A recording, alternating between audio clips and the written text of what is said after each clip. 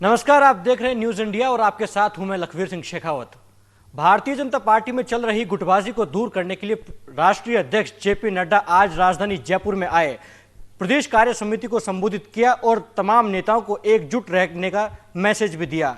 वहीं कांग्रेस पार्टी भी उनके दौरे को सियासी हलकों में आलोचना कर रही है। इसके साथ ही तमाम भारतीय जनता पार्टी के कार्यकर्ता जेपी नड्डा के दौरे के बाद उत्साहित नजर आ रहे हैं। इसके साथ ही इस पूरे दौरे में ऐसी तस्वीरें भी देखने को मिली जहां भारतीय जनता पार्टी के तमाम नेता एक मंच पर दिखाई दिए, एकजुट दिखाई दिए। जो चर्चाएं थी सियासी गलियारों में कि प्रदेश बीजेपी दो फाड़ है, प्रदेश बीजेपी कई गुटों में बटी हुई है, प्रदेश बीजेपी में अंदरूनी तरीके से अगर देखा जाए तो कुछ खास सही चल नहीं रहा है, लेकिन उन तमाम विषयों पर आज चुप्पी तोड़ी गई। उन तमाम विषयों पर राष्ट्रीय अध्यक्ष जेपी नड्डा के सामने पटाक्षेप किया गया और तब सभी नेताओं को एक मंच पर लाकर खड़ा किया और अपनी एकजुटता का परिचय दिखाया गया। इसी तमाम विषय पर खास बातचीत करेंगे। हमारे साथ हमारे तमाम सहयोगी रमेश पुरोहित जो वरिष्ठ संवाददाता है वो हमारे साथ मौजूद है, रहमतुल्लाह खान जो कांग्रेस कवर करते हैं वो मेरे सहयोगी मौजूद है और नीरज शर्मा वरिष्ठ सहयोगी के तौर पर मौजूद रहेंगे। आप सभी से जानना चाहूंगा, जेपी नड्डा आज राजधानी जयपुर के दौरे पर आए, भारतीय जनता पार्टी के कार्यकर्ताओं ने पलक पावड़ी बिछाकर जिस प्रकार से उनका स्वागत किया और कांग्रेस पार्टी भी आलोचना कर रही है। सबसे पहले पहला सवाल लूंगा रमेश पुरोहित जी से। पुरोहित जी, बीजेपी के राष्ट्रीय अध्यक्ष बनने के बाद जेपी नड्डा पहली बार आए, प्रदेश बीजेपी में जिस प्रकार से गुटबाजी चल रही थी उसको दूर करने के लिए कहीं ना कहीं एक पहला स्टेप था और इसकी बानगी भी देखने को मिली कि तमाम बीजेपी के नेता एक मंच पर दिखाई दिए, एकजुट दिखाई दिए। जो चर्चाएं थी कि पूर्व मुख्यमंत्री वसुंधरा राजे को साइडलाइन किया जा रहा है प्रदेश इकाई द्वारा, उसको भी तोड़ा गया, क्योंकि जब एयरपोर्ट पर उनका स्वागत करने वसुंधरा राजे आई तो प्रदेश प्रभारी के साथ आई, जब आई तो लगातार कार्यकर्ताओं द्वारा जबरदस्त स्वागत उनका किया गया, उनके पक्ष में नारेबाजी की गई। किस प्रकार से देखते हैं रमेश पुरोहित जी आप? किसी भी राष्ट्रीय पार्टी के राष्ट्रीय अध्यक्ष का जिस राज्य में दौरा होता है वो काफ़ी मायने रखता है। पॉलिटिकल सिनेरियो में देखें तो उसके कई अर्थ निकलते हैं। जेपी नड्डा का राष्ट्रीय अध्यक्ष के तौर पर पहली बार जयपुर आना इस बात का संकेत है कि संगठन किस तरह से मजबूत हो, चूँकि यहाँ पे कांग्रेस की सरकार है और कांग्रेस की सरकार होने के बावजूद भी जो है उसकी जो जन कल्याणकारी जो विरोधी जो नीति है उसके बारे में वो विपक्ष अभी तक इस तरह का कोई हमला नहीं कर पाया है। लिहाजा उसको इस रूप में भी अगर देखा जाए तो अतिशयोक्ति यूँ नहीं होगी कि जेपी नड्डा ने आज बिरला ऑडिटोरियम में जो अपनी बात रखी उसमें उन्होंने साफ स्पष्ट संकेत दे दिए कि कांग्रेस के लिए या कांग्रेस सरकार के लिए वॉक ओवर की कोई स्थिति नहीं होगी। ठीक है, पिछला साल जरूर जो है कोरोना के कारण से जो इस तरह की गतिविधियाँ जो राजनीतिक गतिविधियाँ मूवमेंट होने चाहिए वो नहीं हुए, लेकिन अब बीजेपी पूरी तौर से तैयार हो चुकी है और उन्होंने संकेत भी दिया है और एक जो कार्य योजना है वह भी कार्यकर्ताओं के सामने रखी है कि कांग्रेस की जन कल्याणकारी जो विरोधी जो नीतियां हैं उनका किस तरह से सड़क पर आकर के मुकाबला किया जाएगा। विधानसभा का सत्र चल रहा है और विधानसभा सत्र के दौरान भी कई ऐसे अवसर आए हैं जब कि बीजेपी ने जो है गहलोत सरकार की नीतियों की मुखालफत की है और पुरजोर तरीके से जो है सदन में उठाया भी है। लिहाजा जेपी नड्डा का दौरा कई मायने में संगठन स्तर पर भी देखा जाए तो जो है महत्वपूर्ण यूँ हो जाता है कि जैसा कि आपने भी उल्लेख किया कि यहाँ पर सतीश पूनिया के अध्यक्ष बनने के बाद में जिस तरह से पार्टी दो खेमों में बढ़ती हुई नजर आई और ऐसा लगने लगा कि वसुंधरा राजे जो है साइडलाइन की जा रही है और उनको तवज्जो नहीं दी जा रही है। और ऐसे भी अवसर देखने को मिले जब कि पार्टी मुख्यालय में जब कभी भी जो है पार्टी की गतिविधियां होती थी, कार्यक्रम होते थे, आयोजन होते थे, उसमें भी वसुंधरा राजे ने कभी भी पार्टिसिपेट नहीं किया।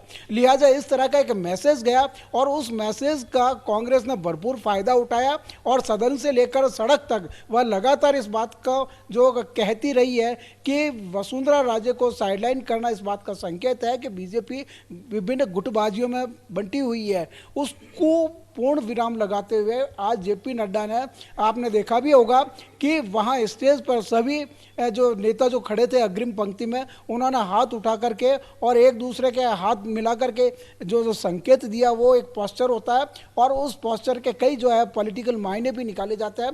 लिहाजा जेपी नड्डा का आज का जो दौरा है वह कई मायने में महत्वपूर्ण है राजनीतिक। और जाते जाते खास बात बता दूं कि उन्होंने मालवीय नगर में जो कालीबाड़ी मंदिर है वहाँ दर्शन करके उन्होंने जो है मंगल कामना तो की ही, साथ में परोक्ष रूप से एक संकेत भी दे दिया, चूंकि विधानसभा के चुनाव आने वाले पश्चिम बंगाल के, लिहाजा वहाँ जाकर के उन्होंने अपनी उपस्थिति दर्शाना, इस बात का संकेत है कि वे बंगाल को भी एक मैसेज देना चाह रहे हैं कि बीजेपी जो है उनके लिए कितने मायने हैं, कितनी अहम रखती है।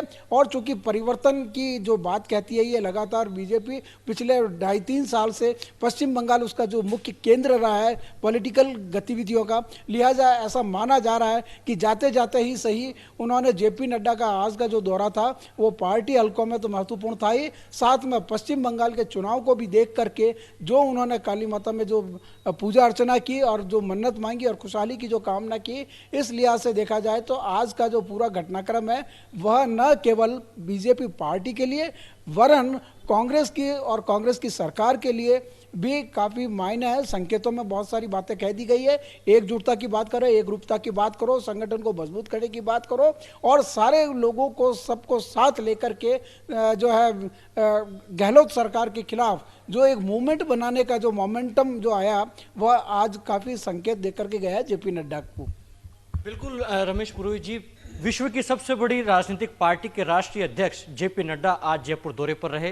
तमाम गुटबाजी के बीच में एकजुटता का मैसेज देके गए और यह भी मैसेज देकर गए कि आगामी दिनों में भारतीय जनता पार्टी विपक्ष में भले ही राजस्थान में है लेकिन प्रदेश की सरकार का सदन से लेकर सड़क तक बढ़िया तरीके से मुकाबला करेगी। हमारे साथ हमारे सहयोगी रहमतुल्लाह खान मौजूद हैं। रहमत, बीजेपी के राष्ट्रीय अध्यक्ष जेपी नड्डा आज जयपुर प्रवास पर रहे, कांग्रेस पार्टी का क्या कहना है?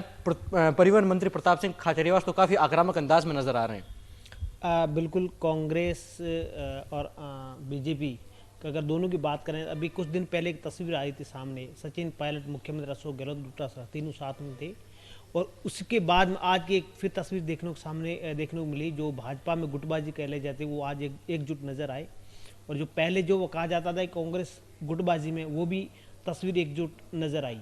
यानी एक दोनों पार्टियों के लिए बहुत बड़ी राजस्थान में बहुत बड़ी साफ तस्वीर है और ये अगर इस तस्वीर को बरकरार रखें कि दोनों पार्टियों में जो गुटबाजी है वो नहीं रहेगी और एकजुटता रहेगी। आने वाले दिनों में दोनों ही पार्टियां 2023 के चुनावों को लेकर के तैयारी करेगी।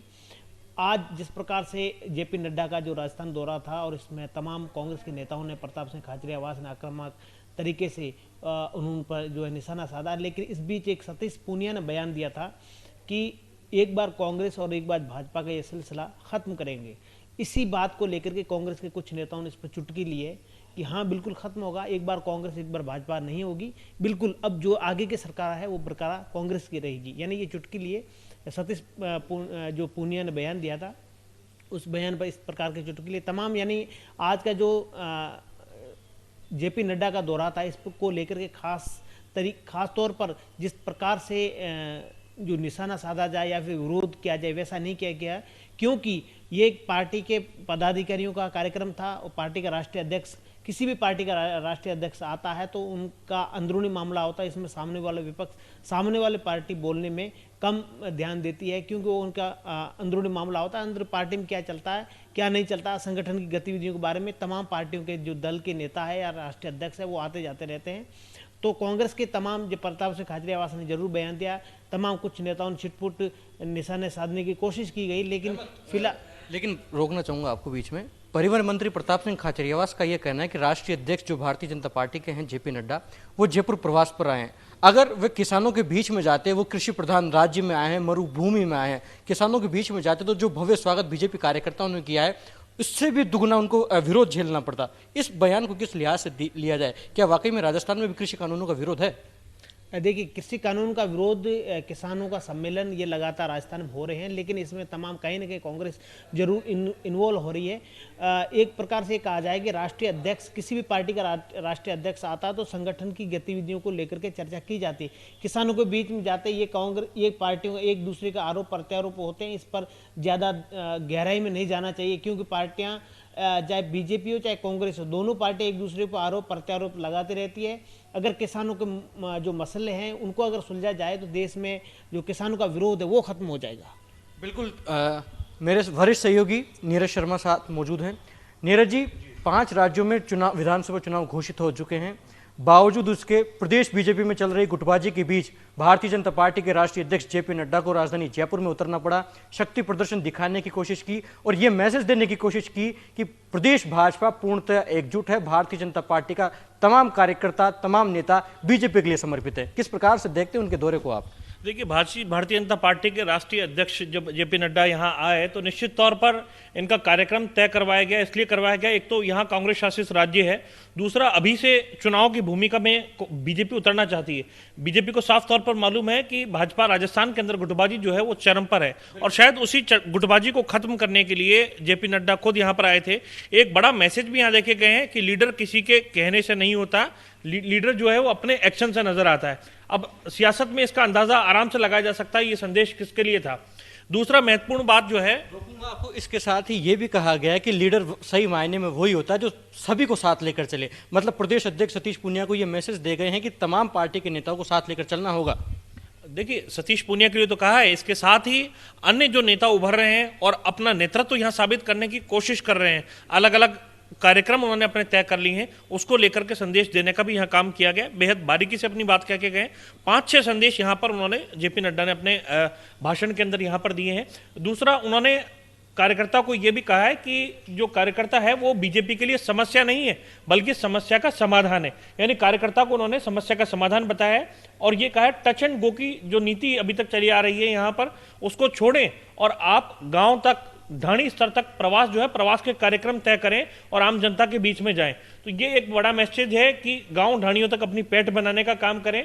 दूसरा महत्वपूर्ण बात उन्होंने ये भी कही कि जो कार्यकर्ता है उसको समझना होगा कि किस तरीके से आम जनता जो है वो आपसे अपेक्षा रखे हुए हैं। आप राजस्थान के अंदर विपक्ष में बैठे हुए हैं, लेकिन आपसे क्या अपेक्षा है, और इसके लिए प्रदेश की जो सरकार है, गहलोत सरकार, उसकी विफलताओं को जनता के बीच में जाकर के उजागर करें। तो ये महत्वपूर्ण संदेश उन्होंने दिया। इसके साथ ही 3 प्रमुख जो कार्यक्रम है वो दे करके गए हैं। एक तो 6 अप्रैल को भाजपा का जो स्थापना दिवस है उससे पहले पहले मंडल जो हैं उन मंडलों की स्थापना कर लेना। 25 सितंबर को पंडित दीनदयाल उपाध्याय का जो जन्म जयंती समारोह है उससे पहले पहले जो बूथ हैं उन बूथ को स्थापित कर लेना, बूथ को मजबूत कर लेना, और 25 दिसंबर की जो तारीख है उससे पहले सभी बूथों पर पन्ना प्रमुखों की नियुक्ति कर देना। तो ये 3 बड़े कार्यक्रम यहाँ रणनीतिक रूप से आगामी कार्यक्रमों की रूपरेखा तय कर गए। इसके साथ ही जब वो आए तो भगवान श्री राम के नारे लगे, गए तो कालीबाड़ी मंदिर गए, यानी मां दुर्गा की पूजा करके गए। यहाँ धार्मिक संदेश भी जयपुर की जनता को देकर के गए हैं कि भगवान राम को भी साथ लेकर के चल रहे हैं और दुर्गा माँ को, माता की शक्ति को भी लेकर के चल रहे हैं। बंगाल के चुनाव हैं तो कालीबाड़ी जो है एक बड़ा संदेश देने का काम यहां से भी पश्चिम बंगाल को भी करेगी। यहां तक का मैसेज जो है वो साधने की कोशिश की गई है।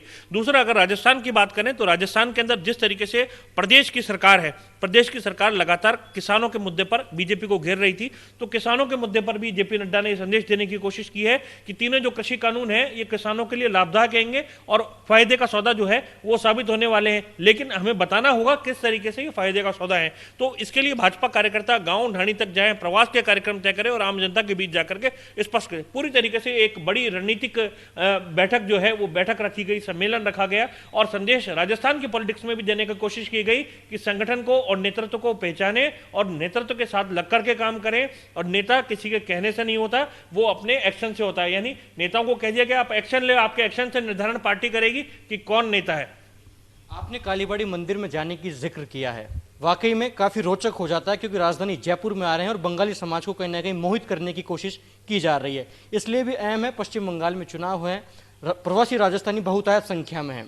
प्रदेश से मंत्री, केंद्रीय जल शक्ति मंत्री गजेंद्र सिंह शेखावत को अहम जिम्मेदारी वहां सौंपी गई है। मतलब राजस्थान का जो कोर वोट बैंक पश्चिम बंगाल में निवास कर रहा है, जो प्रवासी राजस्थानी है, उनको लुभाने के लिए कालीबाड़ी मंदिर गए हैं, उनको संबोधित किया है। कहीं ना कहीं पश्चिम बंगाल को भी लुभाना चाहते हैं। सर शरीर भले ही जेपी नड्डा जयपुर में मौजूद हो, लेकिन मन मस्तिष्क दिमाग तो मिशन बंगाल के लिए काम कर रहा है। देखिए, पश्चिम बंगाल के बहुत से कारीगर जयपुर में काम करते हैं और बंगाली कारीगर जो हैं ये चूड़ी बनाने का कारखाना हो या फिर यहाँ नगीनों की जड़ाई करने का काम हो, जेम्स एंड ज्वेलरी का काम हो, इसके अलावा अलग अलग क्षेत्रों के अंदर बंगाली जो कारीगर है वो यहाँ काम कर रहे हैं। लेबर के रूप में बहुत सारा प्रवासी बंगाली यहाँ पर है। दूसरा, राजस्थान के भी बहुत सारे लोग हैं जो कि मारवाड़ी हैं, राजस्थानी लोग हैं, वो पश्चिम बंगाल में कोलकाता के अंदर एक बड़ा अच्छा व्यवसाय कई पीढ़ियों से करते आ रहे हैं। तो निश्चित रूप से वोटर राजस्थान का भी वहां पर है, दूसरा बंगाल का जो वो व्यक्ति यहाँ पर है और जो वोटिंग के टाइम वो बंगाल जाएगा। तो दोनों तरीके की बात यहाँ पर है, एक तो मारवाड़ी वोटर, एक बंगाली वोटर, तो दोनों जो है वो चुनाव के वक्त वहाँ पर मौजूद रहेंगे। तो निश्चित रूप से उनको साधने के लिए ये प्रयास किया गया है। और कालीबाड़ी मंदिर, बंगाल के अंदर जो कालीबाड़ी है इसमें बहुत ज़्यादा पूजा होती है और दुर्गा पूजा को लेकर के वहाँ एक इश्यू भी बना था कि वहाँ ठीक से पूजा नहीं करने दी जाती है, इसको लेकर के विरोध होता है, पुलिस आ जाती है, इसको एक इश्यू भी बनाया गया था। तो निश्चित रूप से यहाँ पूजा करके गए हैं, एक संदेश दे करके गए हैं। दूसरा, जब आए तो जय श्री राम के नारे जो हैं वो लगाए गए, यानी अपना हिंदुत्व का एजेंडा है कहीं ना कहीं उसको भी आगे लेकर के पार्टी चली। हालांकि इस दौरान कुछ विरोध की तस्वीरें भी सामने आई, कुछ युवा ऐसे छात्र नेता थे जिन्होंने काले झंडे दिखाने की कोशिश की, लेकिन पुलिस ने तुरंत एक्शन दिखाते हुए उनको पकड़ने का काम किया। लेकिन सीधे तौर पर एक यहाँ पर संदेश देने का काम बीजेपी के राष्ट्रीय अध्यक्ष करके गए हैं कि संगठन एकजुट रहना चाहिए, मजबूत रहना चाहिए, संगठन में जो कमियां खामियां हैं उसको आप दूर कर लें, घर की बात को बाहर नहीं आने चाहिए। शायद यही वो कारण था कि वसुंधरा राजे सिंधिया को भी साथ में ला करके हाथ पकड़ के और खड़े करवाए गई, एकजुटता का संदेश देने की कोशिश की गई। इसके लिए पार्टी आला कमान ने पहले से सब कुछ निर्णय कर रखा था और उसी अनुसार अनुशासन के साथ में आज की ये कार्यक्रम हुआ है।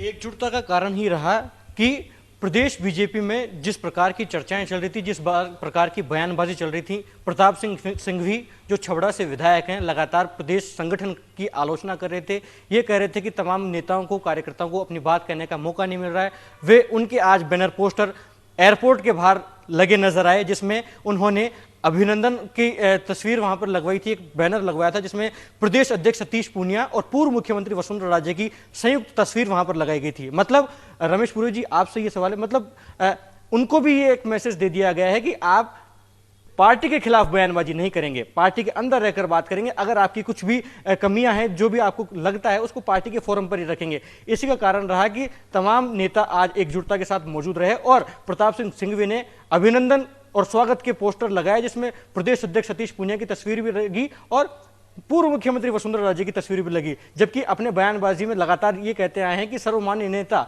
अगर राजस्थान बीजेपी के लिहाज से कोई है तो वसुंधरा राजे हैं। किस प्रकार से देखते हैं प्रताप सिंह सिंघवी के इस पोस्टर पॉलिटिक्स को? राजनीति में चाल, चरित्र और चेहरा को अलग बनाने की जो कवायद बीजेपी शुरू से करती है, ये स्थापना काल से, लेकिन ऐसा लगता है कि अब उसको भी काफ़ी लंबा अरसा हो गया है, उसमें भी कांग्रेसीकरण की जो तत्व है वो उभर कर के सामने है। पार्टी बड़ी या व्यक्ति बड़ा, यह राजनीतिक बहस का मुद्दा हो सकता है। अब बीजेपी उसी राह पे चल पड़ी है जिसमें कि एक एमएलए बन जाता है या सांसद बन जाता है, वह अपने आप को पार्टी लाइन से ऊपर उठने की प्रयास करता है, उसका जो एक वर्चस्व है वो फैलाव की और अग्रसर होता है। लिहाजा जो आपने प्रताप सिंह सिंघवी की अगर बात करी है तो उन्होंने भी एक तरह से एक अपने को बड़ा करने की कोशिश करी है, जिसमें कि उनके गुट की जो वसुंधरा राजे है उनको काफ़ी लंबे अरसे से साइडलाइन किया जा चुका था। जब से सतीश पूनिया अध्यक्ष बने तब से लगा करके कयास यही लगाए जा रहे थे। और दूसरा कि वसुंधरा राजे का बीजेपी की गतिविधियों में शामिल न होना इस बात का भी संकेत रहा कि कहीं न कहीं सब कुछ ठीक नहीं चल रहा है। और केंद्रीय नेतृत्व को भी इस बात का एहसास हो गया था कि अगर ऐसा ही चलता रहा तो अगले 5 साल बाद में जो सरकार बदलने की जो प्रक्रिया है कहीं विराम नहीं लग जाए। अशोक गहलोत भी लगातार जो प्रयास कर रहे हैं, पिछले 2 साल के बजट के बाद में जो तीसरा बजट आया, उस तीसरे बजट के ऊपर जो एक राजनीतिक गलियारों में चर्चा का विषय रहा कि यह लोक लुभावना जो बजट आया है, और अशोक गहलोत लगातार जो है जीरो टैक्स पॉलिसी के तहत अपना बजट पेश कर रहा है, तो इसका भी एक असर दिखाई देने लगा। और बीजेपी भी कहीं न कहीं इस बात का एहसास कर रही है कि अशोक गहलोत अगर इसी तरह से काम करते गए तो बीजेपी को नुकसान झेलना पड़ सकता है। लिहाजा तमाम राजनीतिक गतिविधियां और तमाम जो राजनीतिक जो पहलुओं की अगर चर्चा करें तो बीजेपी के लिए यह ज़रूरी हो गया था कि गुटबाजी को रोका जाए और किसी तरह से ये जो डैमेज कंट्रोल की अगर बात करें तो जेपी नड्डा का जयपुर आना और कार्य समिति में भाग लेना इस बात का भी संकेत जाता है कि वो डैमेज कंट्रोल के साथ में अपनी विरोधी पार्टी कांग्रेस को भी इस बात का एहसास करा दे कि बीजेपी ही एकमात्र ऐसी पार्टी है जो राजस्थान में कांग्रेस का मुकाबला कर सकती है। अब संकेत चूंकि साफ आ गए हैं कि संसद से लेकर सड़क तक या सदन से लेकर सड़क तक जो एक कार्य योजना बनाई जा रही है उसकी जो पहलू है, परिणाम है, आने वाले समय में ज़रूर दिखाई देंगे। और कांग्रेस को भी इस बात का एहसास है कि बीजेपी वॉक ओवर नहीं देना चाहेगी किसी भी तरह से, क्योंकि यह जो घटनाक्रम है यह बीजेपी को मजबूती की ओर दिशाना, और मेरे को तो लगता है यहाँ तक किया है कि आगे आने वाले जो लोकसभा के चुनाव है उसकी तैयारी में, क्योंकि इसमें एक संकेत जो आया था वो है माइक्रो मैनेजमेंट, जो कि गुजरात में सूरत का उन्होंने उदाहरण दिया, उससे लगता है कि आने वाले समय में बीजेपी, चूंकि अब इलेक्ट्रॉनिक्स का ज़माना है और जो नया जो प्रचार, उन्होंने तो यहाँ तक कहा था कि सूरत में जो एमपी जीत के आया सांसद, वो सबसे ज़्यादा वोटों से जीत के आया। वहाँ ना कोई रैलियाँ हुई, ना कोई प्रदर्शन हुआ, ना कोई धरना हुआ, ना कोई कुछ हुआ, लेकिन सिर्फ और सिर्फ माइक्रो मैनेजमेंट के ज़रिए ही जो आप चुनावी जीत कैसे हासिल कर सकते हैं। तो जेपी नड्डा ने भी इसका उल्लेख करते हुए जता दिया और बता दिया कि बीजेपी जो राजस्थान की है वो अगर इस तरह से आगे बढ़ी और बूथ लेवल तक, हर घर तक अगर अपनी पहुंच बनाई, तो निश्चित रूप से आने वाला जो समय होगा वो बीजेपी के लिए होगा। और माइक्रो मैनेजमेंट चुनावी राजनीति का हिस्सा होता है, लिहाजा अत्याधुनिक तरीके से और जो नवाचार करते हुए जो पार्टी आगे बढ़ेगी वह अपने जनाधार को तो मजबूती करेगी, साथ में बदलाव की जो एक प्रक्रिया होती है वो उसको भी लेगा। तो कांग्रेस के लिहाज से देखा जाए तो यह जो क्या कहते हैं माइक्रो चुनावी मैनेजमेंट की जो बात कहते हैं वह एक तरह से जो है दिक्कत भरा काम हो सकता है। और बीजेपी इसी तरह से आगे बढ़ के राजस्थान में जो परिवर्तन की बात करता है, हालांकि विधानसभा के चुनाव बहुत लंबे दूर के हैं, लेकिन अभी से लगता है कि तैयारियां शुरू हो गई है उसके लिए। तो वाकई में प्रदेश बीजेपी की जो कार्य समिति की बैठक भी हुई उसमें भी संबोधन के जरिए ये मैसेज देने की कोशिश जेपी नड्डा और सतीश पूनिया ने कही है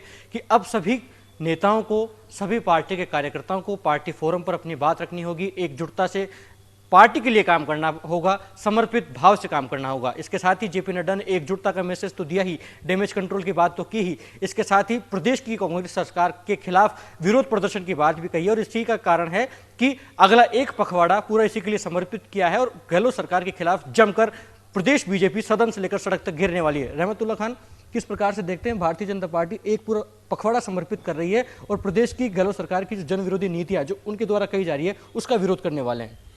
देखिए, अशोक गहलोत सरकार की जो फिलहाल जो बजट में उन्होंने घोषणा की, इसमें ऐसा तो नहीं लग रहा कि उन्होंने कोई जनता के विरोध काम किया, लेकिन ये पार्टियां हैं, बीजेपी कांग्रेस के खिलाफ प्रदर्शन करेगी और कांग्रेस बीजेपी के खिलाफ प्रदर्शन करेगी। राजस्थान में कांग्रेस की सरकार है तो बीजेपी प्रदर्शन करेगी, और केंद्र में भाजपा की सरकार है तो कांग्रेस बीजेपी के खिलाफ प्रदर्शन करेगी और कर भी रही है।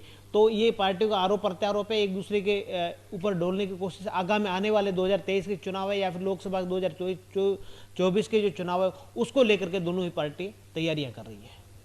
तो वाकई में भारतीय जनता पार्टी के राष्ट्रीय अध्यक्ष जेपी नड्डा गुलाबी नगरी जयपुर में आए, जिस प्रकार से मैसेज देकर गए कि पार्टी के तमाम नेता एकजुट हैं, सभी नेताओं ने उनके संबोधन के बाद हाथ उठाकर यह मैसेज दे दिया कि अब तमाम जो भी आयोजन पार्टी के प्लेटफॉर्म पर होंगे उसमें सभी एकजुट नजर आएंगे। बहरहाल जेपी नड्डा के इस दौरे के बाद प्रदेश बीजेपी कितनी एकजुट नजर आएगी ये आने वाले दिनों में देखने वाली बात होगी। इस चर्चा में आप सभी मेरे साथ, मेरे सहयोगी जुड़े, आपका बहुत बहुत धन्यवाद। आप सभी दर्शक न्यूज़ इंडिया के साथ बने रहिए। इस खास पेशकश में फिलहाल के लिए इतना ही। नमस्कार।